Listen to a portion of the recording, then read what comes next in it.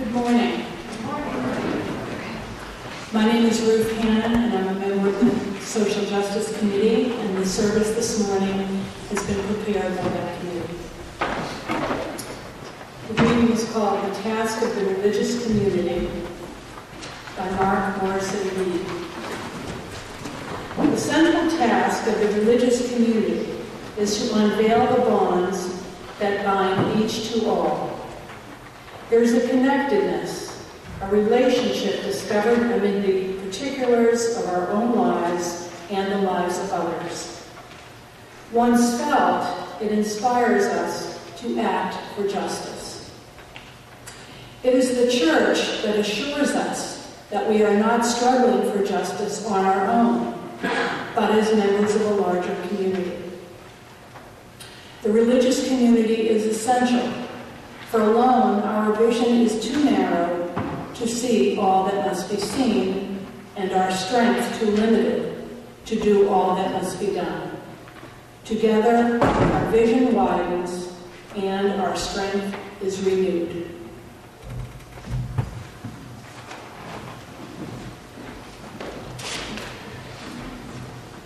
Together in worship each week is to renew that strength, and we remind ourselves of the strength of the light of truth among us, and kindle it as we light our chalice. Raising us to Andrea as we light our chalice this morning.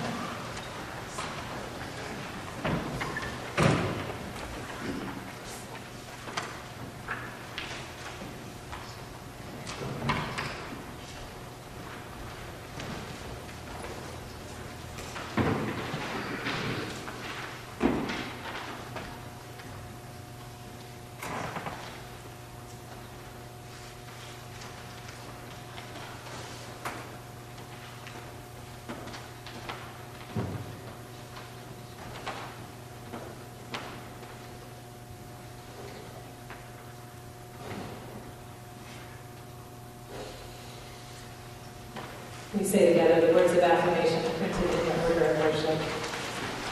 Come gather to celebrate the sacred within and among us. We come to seek spiritual growth and understanding. We strive to practice acceptance, forgiveness, and love. Together in order to build a world of justice and compassion. Come, let us gather together.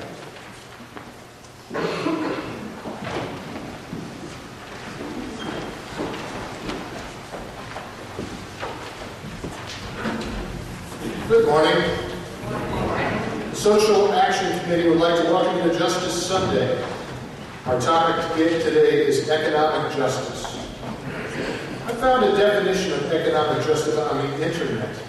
It reads, fairness and equity in economic affairs, presumably by having laws, governments, and institutions that treat people equally and avoid favoring particular individuals or groups.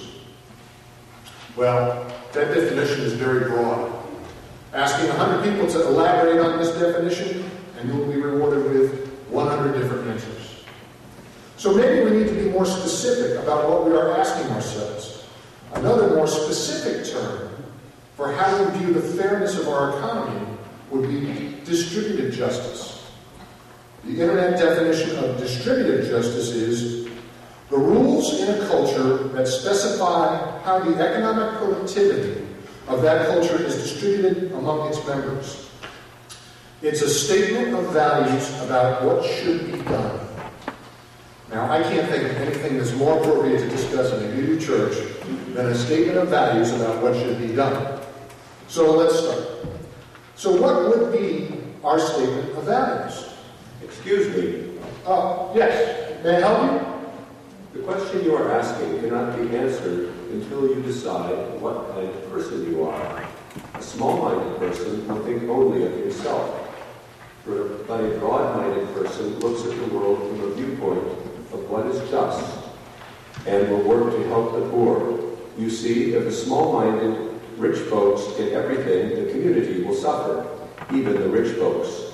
Well, that's an interesting point. Excuse me, but who are you? My name is Confucius. Really?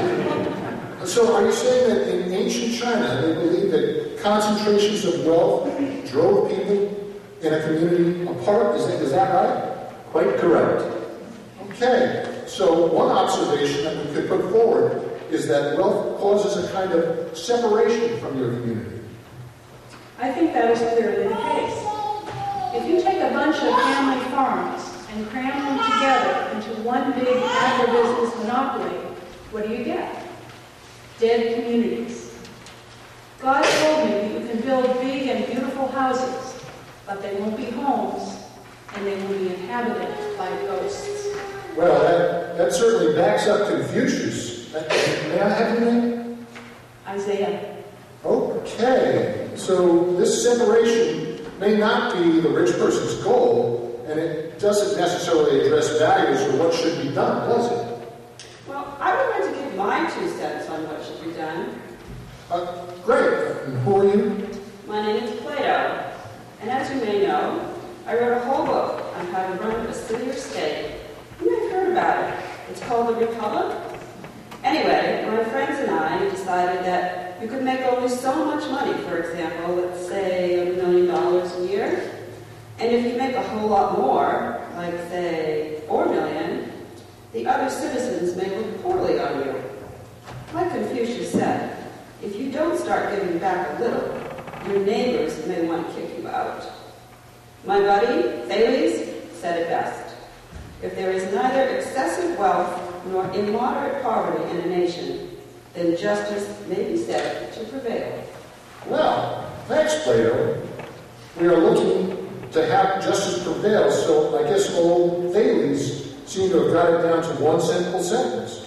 But that whole "you can only make so much" thing, I know a lot of people who would not go for that at all. And why not? Well, some folks feel that they have worked hard for what they have, and may I ask you that? My name is Thomas Aquinas. My friend, it's very simple. Everything belongs to everybody. The idea that I own this and I'll sell it to you is just God's way of getting stuff out there to the most people. If you have too much of anything, it's unnatural. You are withholding something that rightfully belongs to another. But, Tom, how do we solve that? Do we just take it? Distributive justice would demand a progressive tax rate to equalize the sacrifice exacted from the taxpayers. Wow. Tom, are you telling me that in the 11th century you were talking about distributive justice and progressive taxes? I mean, actually using those terms? I was known for coining a phrase or two. No kidding. I understand the term living wage can be tracked back to you. You know, that's still an issue here in modern times. Don't I know it? My buddy John Paul II had a few choice words for the world at the end of the 20th century. I couldn't have said it better myself. Go ahead, JP. Thanks, Tom. What I said was the needs of the poor take priority over the desires of the rich, the rights of workers over the maximization of profits, the preservation of the environment over uncontrolled industrial expansion, production to meet social needs over the production for military purposes. Wow. I didn't know the Catholics were such radicals. Well, around the time that Mr. Aquinas here was working in Rome, the Muslims developed something called zakat. It's actually one of the 5 pillars of the Islamic faith. Most people know it as almsgiving, but I didn't know until recently that it's a flat rate of 2.5% of net worth. This is quite different from the Protestant ethic presented by John Calvin and John Wesley. I believe John Wesley said something like, "We ought not to prevent people from being diligent and frugal. We must exhort all Christians to gain all they can and to save all they can. That is, in effect, to grow rich." I hate being taken out of context. Look, growing rich is all well and good, but I also said that after you take care of the wife and kids, pay the credit cards and the mortgage, and have taken care of business, it is proper to give some of what's left to help out your neighbors. Mr. Wesley, I presume? Quite so. Okay. But I've always had this understanding that the Puritan ethic expressed by you and the unfettered capitalism expressed by Adam Smith makes for a powerful, uniquely American combination that leads to rich and powerful economic titans like Andrew Carnegie and Bill Gates. Well, I don't know who those men are, but my unfettered capitalism was somewhat tempered by my belief that everybody has to pay taxes. And if you're good at making money that the government is protecting for you, then you can afford to pay more. Mr. Adam Smith? How do you do? Very well, thank you. Mr. Smith, so nice to meet you. I'm a great admirer of your work. Now, young man, I have been a rich and powerful titan in my time, but even today I am spending a substantial amount of my wealth to do real and permanent good in the world. If you watch PBS, this phrase should be familiar to you. Mr. Carnegie? Of course. I don't look anything like Bill Gates, and by the way, he is spending his money like a drunken sailor, and doing a pretty good job of generating real and permanent good in this world. Yes, you are right, sir. Okay, so we find ourselves in a typical Unitarian Universalist conundrum. Many views and no real clear path to the truth. Oh, please, your task has been fulfilled. We have much to think about and much to discuss among ourselves. I thank you for your efforts. You're welcome. So, members of First Parish, among all the views that we have heard today, they come from ancient and wise leaders who lived a long time ago. Things were different back then. For example, you will notice that there were no women quoted. I am sure that the women of the Renaissance had strong opinions regarding their economic worth and what they deserved, but we have no record of it. That paternalistic attitude makes it difficult to translate the ancient wise leaders into modern life. Aristotle teaches, for example, that justice means giving people what they deserve. Aristotle takes this political, economic, and philosophical position without regard for his wife or the slaves that served him. Different from the ancient world, in the modern world, we start with individual freedom as our basis for how we look at justice. You can't ignore whole groups of people, such as slaves and women, when the individual is the focus of your inquiry. And if a just society respects each person's individual freedom to choose his or her own conception of the good life, how can we dictate to that person what to do with the wealth that he or she has freely earned? This modern view is not wrong, it's just a lot more complicated. And that is, my friends, why the Social Action Committee has decided to explore these issues in a much more interactive way. This evening, there will be a meeting. We will view one episode of the great PBS show called Justice, What is the Right Thing to Do? And we will have a lively discussion about the balance between individual liberty and the greatest good for the greatest number. Please join us. In the meantime, we ask you to think about how you fit into your community in reference to distributive justice. Your community starts in your home, then your church, your town, your state, your country, and finally in your world. As a Unitarian Universalist, we aspire to acknowledge the inherent worth and dignity of every human being. Much of this talk concerns what people deserve. I assert to you that, wealth aside, all people deserve this acknowledgement from you. This is true when you are dealing with your boss, as well as when you're in the grocery line. It could be someone you see once, like when you tip a waitress. And it could be someone whom you live with every day, like your child or your life partner. Extend yourself to the folks you ride on the T with on your way to work, and to those whom you work with, whom you live with. They are all your neighbors. They are all members of your community. And ask yourself, what do they deserve? In closing, we would like to quote three modern prophets and their views on this issue. Gloria Steinem said, "Unless we include a job as part of every citizen's right to autonomy and personal fulfillment, women will continue to be vulnerable to someone else's idea of what need is." And Mahatma Gandhi said, "I suggest we are thieves in a way. If I take anything that I do not need for my own immediate use, and I keep it, I thieve it from somebody else. You and I have no right to anything that we really have until these millions are clothed and fed better. You and I, who ought to know better, must adjust our wants in order that they may be nursed, fed, and clothed. There is enough wealth to meet everyone's need, but not everyone's greed."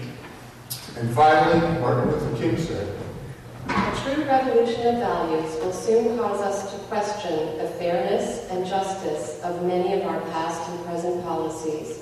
On the one hand, we are called to play a good Samaritan on life's roadside, but that will be only an initial act.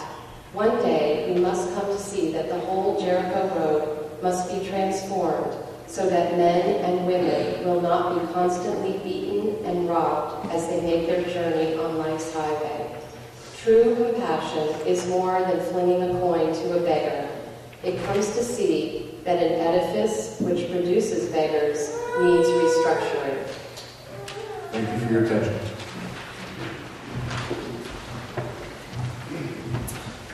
Many of you have patronized the Handcrafting Justice Sale that the Social Action Committee holds here each December, and know that the proceeds go to the people who've made the handicrafts.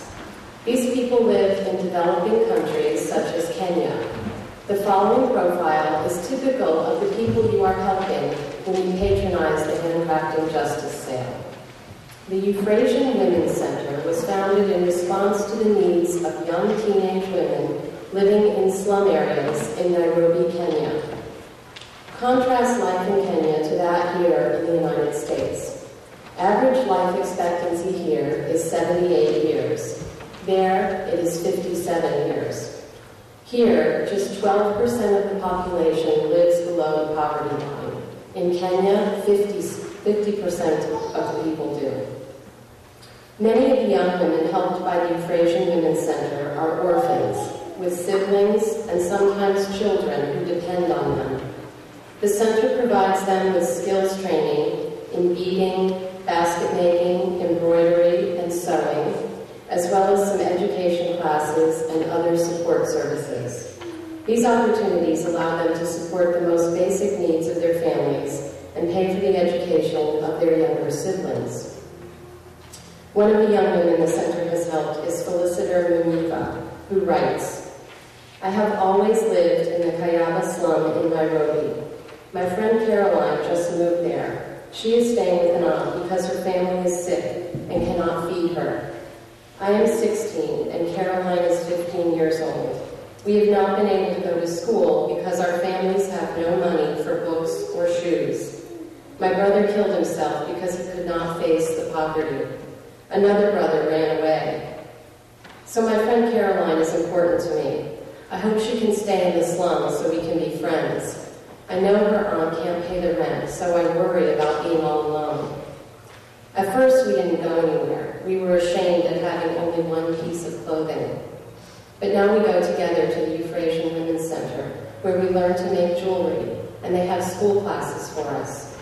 They make us feel happy there, and we don't have to be sad all day. If we gain skill, they pay us for each piece of jewelry, and then it is sold locally and around the world. As we gain money from the jewelry, we will make sure that our younger brothers and sisters will go to school. At the end of our term, I'm going to give a speech about girls' rights that I wrote. I feel proud and strong to be chosen to do such a thing. I hope my mother will come listen, but so often she is sick because she worked too hard in her life, so I don't know.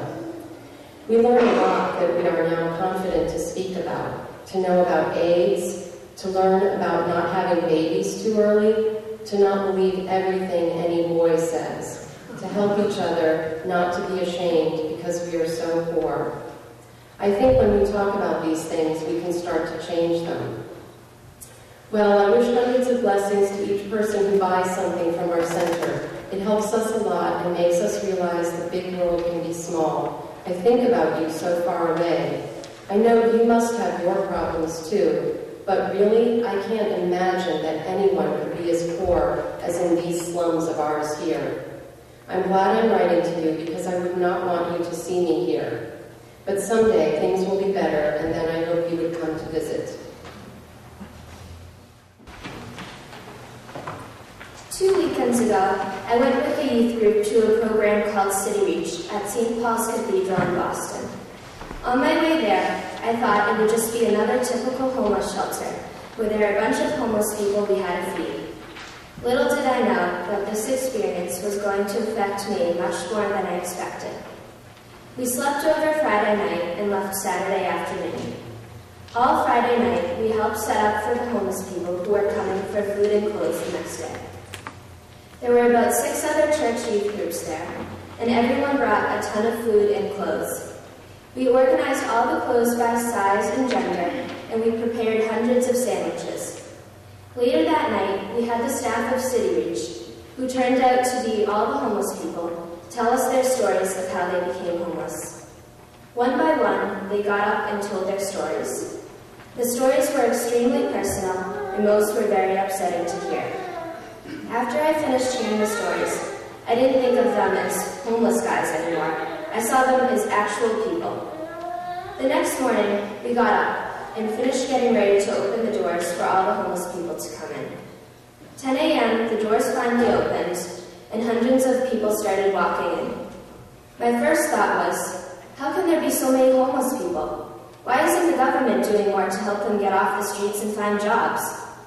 This made me think of the UU Youth Conference I went to the week before, where the topic was classism. I learned that 1% of the population owns all of the world's wealth. 1%. How is that fair, I thought. How does that make any sense in anyone's mind? How can some people have so much, and others have literally nothing but the clothes they're wearing? It sure didn't make sense in my mind. Later that day at City Reach, we were assigned a tour group, who was one of the City Reach staff, to go do outreach with us. We took a bag and filled it with sandwiches and went outside. We didn't have to walk very far to find a few homeless people who then offered the sandwiches. They were so thankful and happy, you would have thought we were handing them $1 million. We then walked around and talked with our tour guide, Michael, who showed us all the various spots he had slept before. It became very personal, and we all felt like we knew Michael for much more than just several hours. He was an actual person who needed an actual home. One of the homeless people, Lee, said, "Having a home is not a privilege. It is a right that every human should have." I thought, exactly. Why doesn't everyone believe that? Because if everyone believed it, there wouldn't be as many people without homes. Yet, somehow there still are. The following week, I was on a field trip in Boston with my English class. We were walking down the street going back to the train station when I saw a homeless guy I had fed and talked to the week before.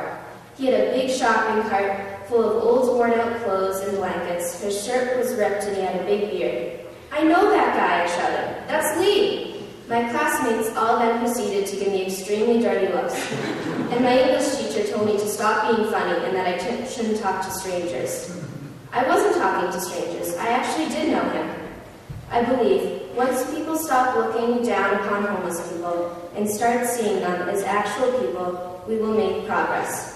We will start getting these people into homes, like Lee said, they have the right to. Thank you. Today, there's a growing gap in our country between the very wealthy and everyone else. To help you better understand this economic disparity, we're going to give you an auditory illustration. Please close your eyes and listen while I show you what $500 of wealth sounds like.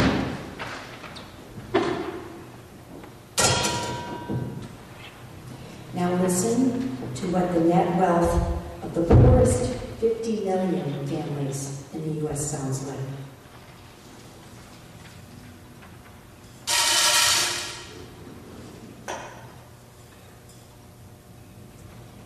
And now I give you the sound of the richest 1% of Americans.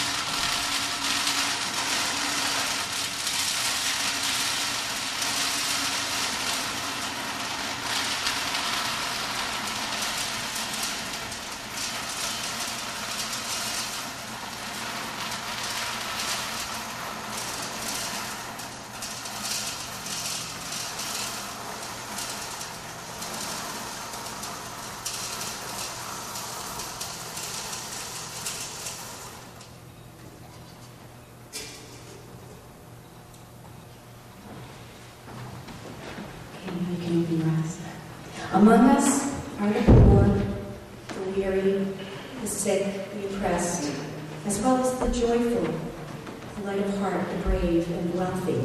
We are all one people in one circle of life, moved by the same spark. In covenant together, we answer a call of justice, speaking out against oppression, reaching out to the wide world that teaches us, humbles, and heals us as we work to heal it.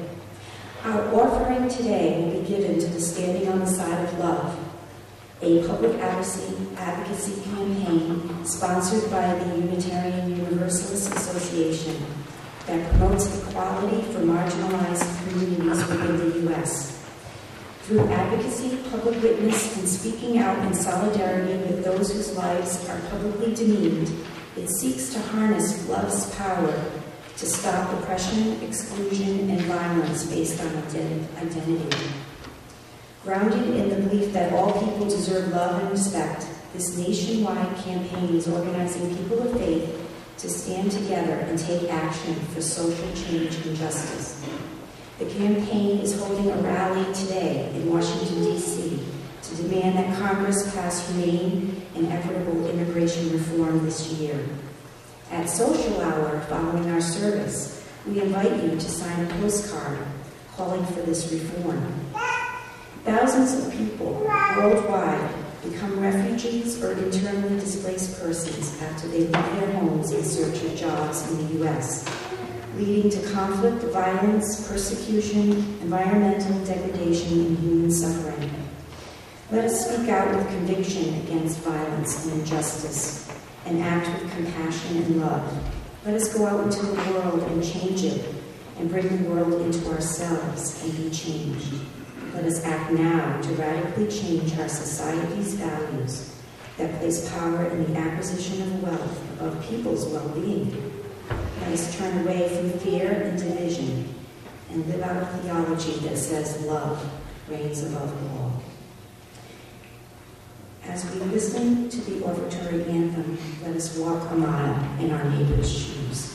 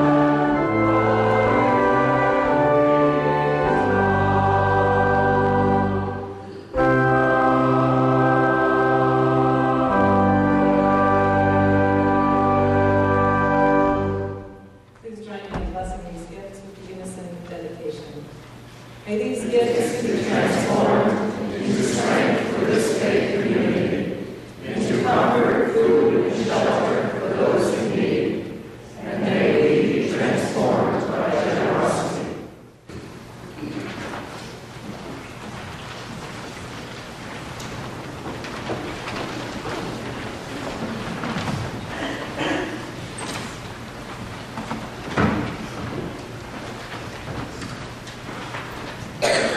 Now, lean on your neighbor as we sing, Lean on Me.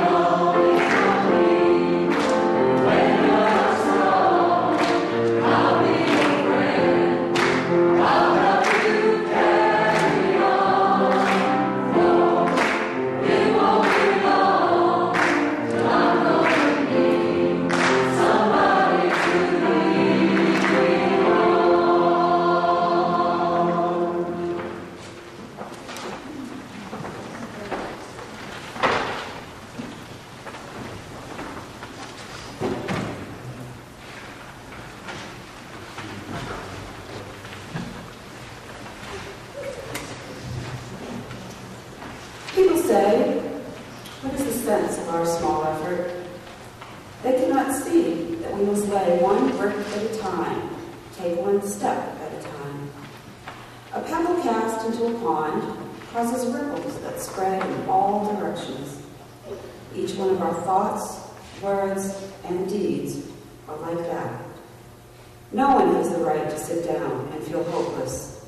There's much work to do.